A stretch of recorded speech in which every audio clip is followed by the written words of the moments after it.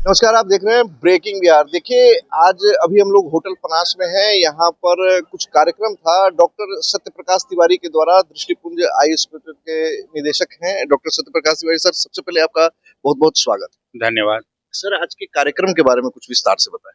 देखिए, ये कार्यक्रम था योशी आई साला, YOSI young ophthalmological society of India, यानी भारतवर्ष के 40 वर्ष से कम उम्र के जितने नेत्र चिकित्सक हैं उनकी एक सोसाइटी है। उस सोसाइटी का और हमारा जो अस्पताल है दृष्टिपुंज आई हॉस्पिटल, उसके ज्वाइंट कोलैबोरेशन में ये कार्यक्रम पनास होटल में था।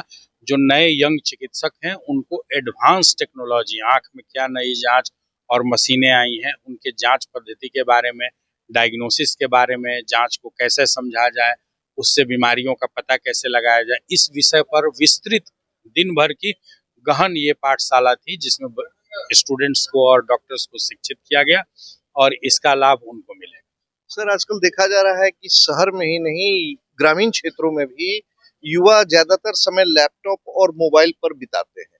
तो वैसी परिस्थिति में युवा क्या कुछ करे? क्योंकि आजकल हम देख रहे हैं कि केवल युवा ही की बात नहीं की जाए, छोटे छोटे बच्चे भी हैं, गार्जियन उनको उनका ध्यान इधर उधर ना बटे इसलिए मोबाइल दे देते हैं। तो सर, वैसे गार्जियन को, वैसे पेरेंट्स को आप क्या सलाह देना चाहिए? देखिए, मैं तो यही सलाह दूंगा कि इसको रोकना अति आवश्यक है। बहुत ज्यादा मोबाइल, वर्चुअल वर्ल्ड, जो आभासी दुनिया है, उसमें बच्चे व्यस्त रह रहे हैं। इससे उनके आंखों पर भी प्रभाव पड़ रहा है और मानसिक विकास भी प्रभावित होता है। मैं ये सलाह दूंगा कि किसी भी हालत में जो ये मोबाइल, कंप्यूटर, सोशल मीडिया है, इस पर 24 घंटे में 2 घंटे से अधिक किसी भी हालत में समय नहीं देना है।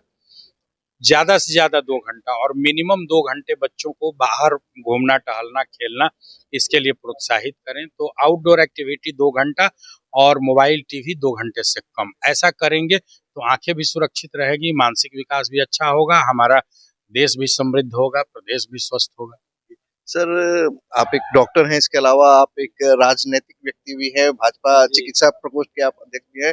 तो सर, इस पर एक राजनीति से जुड़ा हुआ सवाल है। आज उपेंद्र कुशवाहा ने एनडीए खेमे में कुछ खलबली सी मचा दी है। उनका स्पष्ट तौर से कहना है कि नीतीश कुमार को मुख्यमंत्री पद और अध्यक्ष पद में से किसी एक पद पर ही रहना चाहिए और निशांत को भी आगे बढ़ाने की बात कर रहे हैं। इस पर आपकी क्या प्रतिक्रिया?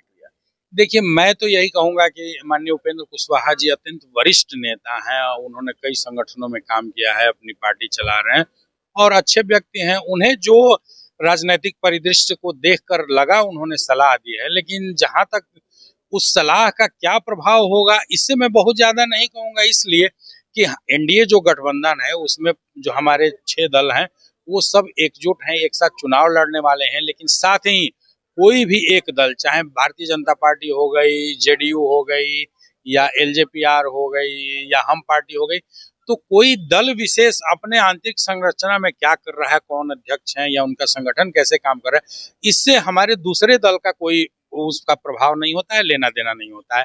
जदयू अपनी स्वतंत्र है, उनके जो पार्टी के कार्यक्रम है, संगठन है, उसको तय करने के लिए उसमें बड़े अच्छे नेतृत्व हैं, नेता हैं, और माननीय नीतीश कुमार जी बखूबी चला रहे हैं। जब उन्हें आवश्यकता समझ में आएगी कि नहीं, मुझे अब संगठन और सरकार को अलग करना है, तो वो स्वयं निर्णय लेंगे और वो अपना निर्णय लेंगे।